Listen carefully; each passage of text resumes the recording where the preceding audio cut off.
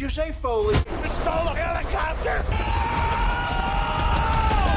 You know, part of me rather get locked up in this little Fisher-Price-looking squad car. Y'all are the Lego cops. The fourth film in the franchise, going all the way back to the mid-'80s. This is one of my favorite action comedy genre films of all time. It's one of my favorite films from growing up in the 80s and 90s. Beverly Hills Cop 4. Beverly Hills Cop Axel Foley, or Axel F for whatever reason. Streaming on Netflix. So many thoughts, but are you a good, bad, or meh for the franchise as a whole? So this is another one where I actually was going to try to watch the third one before, because that's the only one I have not watched yet. I was going to watch that before this stream. I didn't make time, so I'm probably going to watch it the next couple of days before the new release comes out. I really do enjoy the first one. I always made this gag of, and I just saw the first one maybe like 4 years ago. I didn't grow up with Beverly Hills Cop. So this was the first time watch for me and a reaction just a couple of years ago. But I thought it was hilarious how literally every 3 minutes, you know, you would hear the Axel F theme song dun, dun, dun, dun, dun, when he would be walking in the room or whatever. That had to have been the most times I've heard a theme song ever in a movie. But it's a great character. It is a great character, though. The second movie, he pushes it over the top, and I actually prefer the first one over the second one, even though I know people do like the second one. Some people tell me don't even watch the third one, but what is your thoughts on the third one? Because I want to catch up. Yeah, you know, number 3 came out the year I graduated high school. It came out in 1994. Yeah, skip number 3. If you cherish your memories of...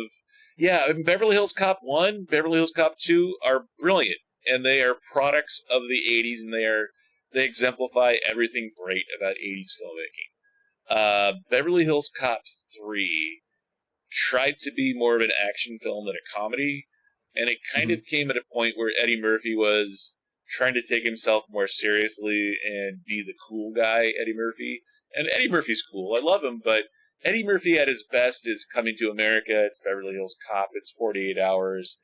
He's a comedian. Yeah, it's him with his laugh and kind of pointing out because that's part of what we love about. That's part of what I love about Beverly Hills Cop is here he is, a cop from Detroit, pointing out the ridiculousness of the extreme wealth and privilege of Beverly Hills. That's sort of it's a simple premise, but that's part of what we love about it, or that's part of what I love about it. And then to see that kind of resurrected a little bit in the trailer, where we're seeing, you know, one of the first shots in the trailer, as I pull it back up here, you know, we have a woman feeding sushi to her Pomeranian. I mean, what more ridiculous, like, you know, Beverly Hills 1%er thing is there out there than stuff like that? So I just, assuming that this film is coming from the right place, I'm excited for it, but I'm cautiously optimistic for it. I wonder if there's two bad things about this trailer, and it's not so much the trailer itself. It's the situation around the film and the franchise. For me, especially a comedy, any comedy that you have to wait 10 years or more for the sequel is an automatic there's something, you know, like someone needs a hit, so we're gonna keep the sequel until we need a hit, a la Anchorman 2. So that's the first one. The second one is, and I know Netflix spends a ton of money, and you know these streaming movies have been getting better over the last couple of years. But when you have a franchise with this many big name people, when you have Kevin Bacon, when you have Joseph Gordon-Levitt joining the cast, when you have and you're bringing back the originals, and it's not getting a theatrical release. And I realize, okay, Netflix is funding it, so therefore it's going to Netflix. I get that. It doesn't have me optimistic for this film, which is why I have a factor of it, and I hope that I'm wrong. That's kind of what is making me pause a little bit. I don't know. What do you think? Am I wrong here? Comedy sequels over 10 years? Yeah, no, with that, I totally agree because I've said it when it came to, and I love him to death, Kevin Smith with the Jay and Silent Bob when they were doing the reboots or at least I'm sorry, the sequel, which he called a reboot for Jay and Silent Bob. I knew it was not going to have the same spark or wait, guys, we're bringing everybody back. That doesn't necessarily mean that it's going to be something great, right? You have lightning in a bottle sometimes with these characters. You had all the characters when they're in their prime. You had all the cameos in there. You had Will Ferrell in that original movie, and all these guys when they're at their prime, right? Girls and gals. Now, when you bring everybody back and you try to just keep with that same formula, sometimes 20 years later doesn't work. He tried to do Clerks 3, didn't work. All these things that you wait so long to do, like you said, it doesn't have that same. People are in it for different reasons. They'll be just coming back for the paycheck, so I'm gonna pop in, and it's the love for the art of making the movie of these characters that a lot of people love. It's not there anymore, so that's gonna resonate on screen. At least for me, I can see that, and I can definitely see that with this. Even though I haven't seen the third film, I can see that with what Eddie has been putting out in the last couple of years. As far as I know, he did You People on Netflix, which I really wasn't the biggest fan of. I know a lot of people liked it.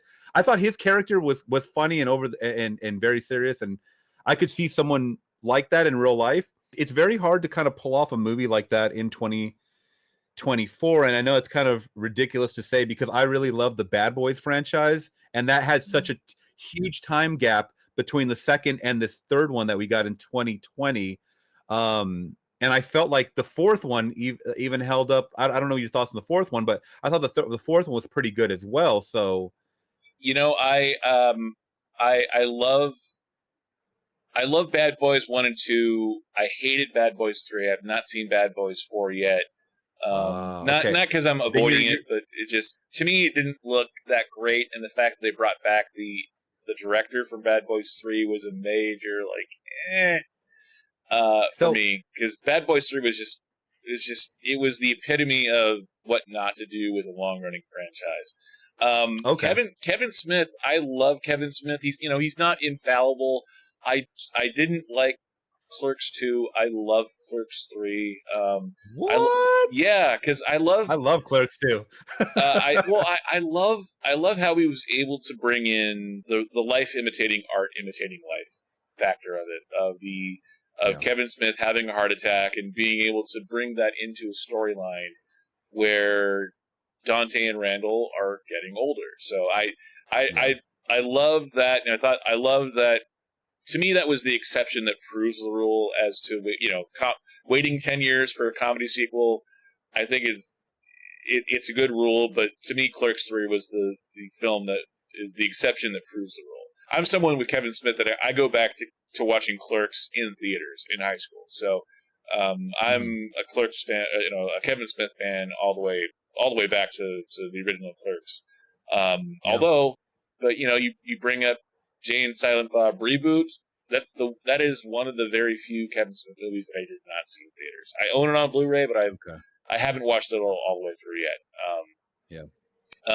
As for Beverly Hills Cop, every time I try and watch Beverly Hills Cop 3, it just by the time they end up at Six Flags, I can't, and I end up stuttering my way through why I'm giving it a shot. I have a friend here in Vegas whose name is Carlos, and we bring up all the time, just as in passing, the line from Beverly Hills Cop 2, where the police captain takes credit for Eddie Murphy's work. Eddie's like, well, and Carlos, which of course, as we know, is Spanish for Charles. That was an ongoing joke that I had with that we kind of, as a group of friends, had with our friend Carlos. Because but that's just one of those lines from that series that is so iconic and sticks out over time and doesn't get old. So I am cautiously optimistic that this is going to be it's a soft good that I'm feeling for this. There's not really anything bad that I feel about this for Beverly Hills Cop 4. Is there anything bad that you're seeing in this trailer that makes you kind of pause and go, no?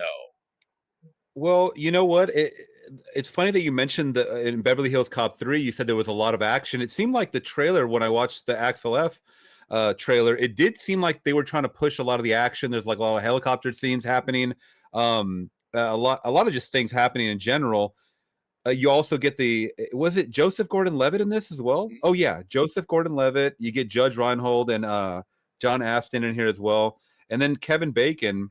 So you have a great cast, I think, and then you're just gonna get you know, what we were talking about before with the Minion stuff. We're gonna get a repetition of, you know, and this is not the 80s. That's the thing. This is not the 80s. We're in 2024. So I know what they're going to try to do. They're going to just try to implement certain things like drones or criminals that have new tech.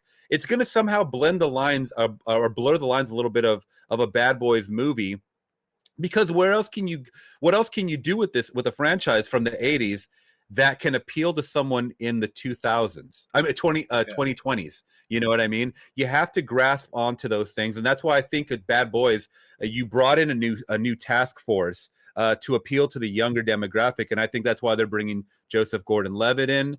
And of course, you're going to have this, you know, Murtaugh and Riggs type of situation. I'm too old for this shit. And you're going to have Axel F and his buddies not really, you know, wanting to be there, but they feel like they have to be. To me, it just becomes like you're beating a dead horse at this point. But the trailer did look fun. You know, and that kind of brings up what I was really reticent about with Bad Boys 4 was the whole, you know, it's 30 years later in the case of Bad Boys, like, and in the film, you know, you have Martin Lawrence as a dad, not just a police detective, but he's a dad to grown kids, and they're still walking around like they're in their 20s, and there's nothing wrong with that, but there was a certain, when I see the trailers for Bad Boys 4, there's a certain I don't buy it factor that they would still have that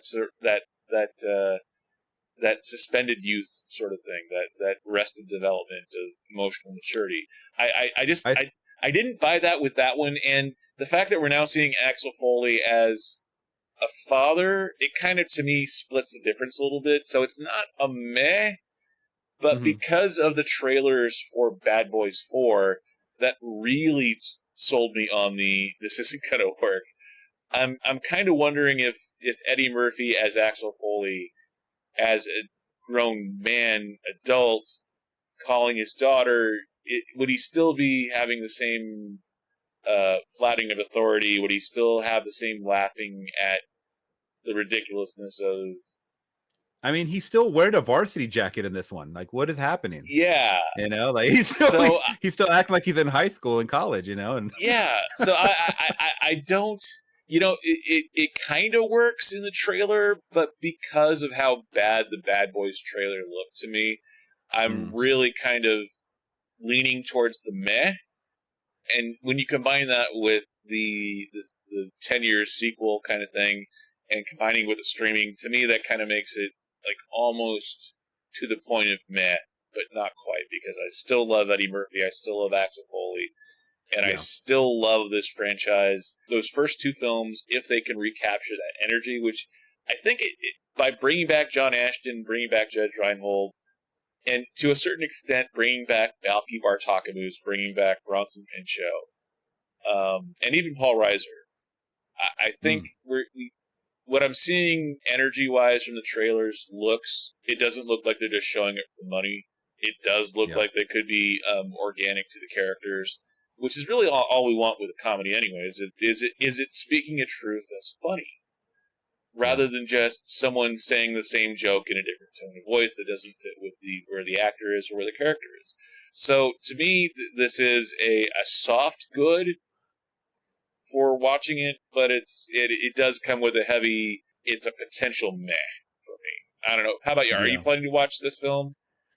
You know what, I am, and I think I still, even though what you said and a lot of people said about Beverly Hills Cop 3, I think I'm going to check it out. I mean, it's kind of, it sounds like it's going to be The Exorcist 2, the heretic situation is what we're getting here with Beverly Hills Cop 3, is what you guys are making it seem like. But I have to watch it because I really want to watch the good, the bad, the ugly, so to speak, and I do like his character, and I think for this fourth one, and I'm going to say this, I think you should give Bad Boys 4 a chance, because the way you were talking about Clerks 3, about these characters getting old and maturing and just dealing with life situations, they do touch on that in the fourth movie the most.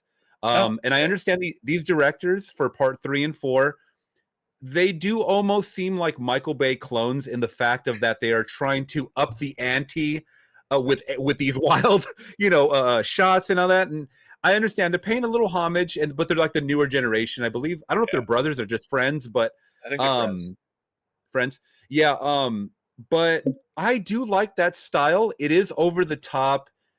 Will Smith's character is always gonna Mike Lowry is always gonna be the one that acts younger. But in 3 and 4, Martin is definitely feeling his age in this one. Like, you could tell he has a different life goal, but he's always got Mike Lowry's back to the end. And that's kind of what I like about these movies.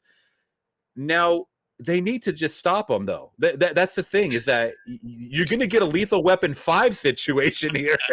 Like, we don't want that. So I think they need to do with Axel F. We need to see some kind of conclusion. We need to see the highest. The stakes are high, right, for his character. We need to see him.